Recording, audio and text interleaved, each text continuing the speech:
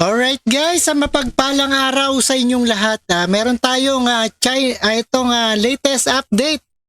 Chinese envoy dapat paliwanagin sa pagpapalagay ng boya sa Baho de Masinloc. Ayan, sabi ni Senator Bato de la Rosa, nilagyan ba naman ng barrier ang dagat ng mga Chino? Ayan, panoorin po natin at naghahamon talaga sa Pilipinas. At sana, ayan, tulungan tayo. Dito sa Baho de Masinloc, nilagyan nila ng boya para hindi tayo makalusot. Ayan, maraming salamat. And intro muna tayo guys para mapanood natin ang buo ito. At let's go.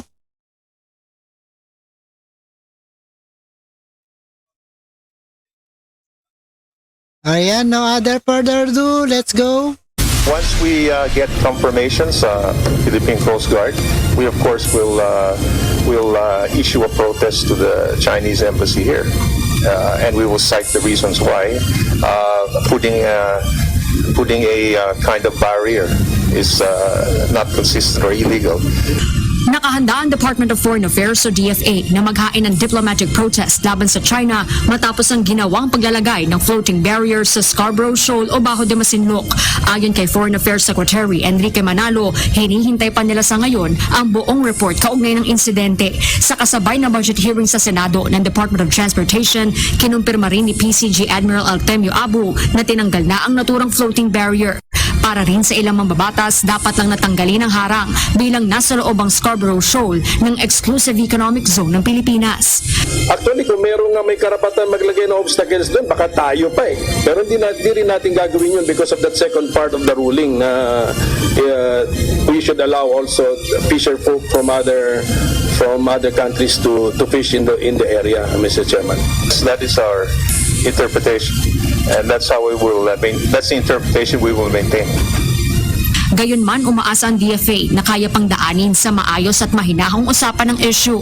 Ngunit si Senator Ronald de la Rosa naniniwalang dapat nang dumiskarte ang DFA at ipatawag si Chinese Ambassador to the Philippines Wang Xilian para maipaliwanag sa publiko ang mga aksyon ng China sa West Philippine Sea.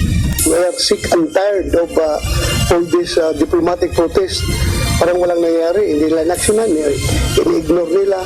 So ako ang Secretary of Foreign Affairs, tawagan ko yung diploa yung kanyan, ambasador yan, hay kayo ito, lasingin kita, tapos yung kanya-kanya diskarte ba?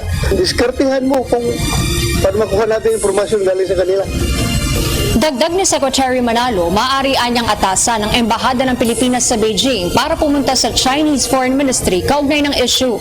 Aminado ang kalihim na may pagkakaiba ang Pilipinas at China sa usapin sa teritoryo. Pero kumpiyansa siyang mareresolba pa rin ito sa mapayapang paraan alinsunod sa international law. Sa ngayon, tuloy-tuloy ang pakikipag-ugnayan ng DFA sa iba't ibang bansa, kabilang na ang pangangampanya para maging non-permanent member ang Pilipinas ng United Nations Security Council. Jorge Delgado, UNT. Alright, napanood nyo ang paghaharang ng dagat sa Baho de Masinloc.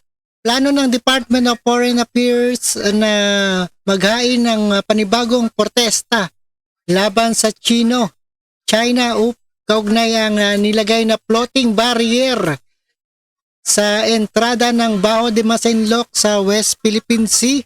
Talagang gusto sakupin na. At maraming salamat sa inyong lahat and peace out.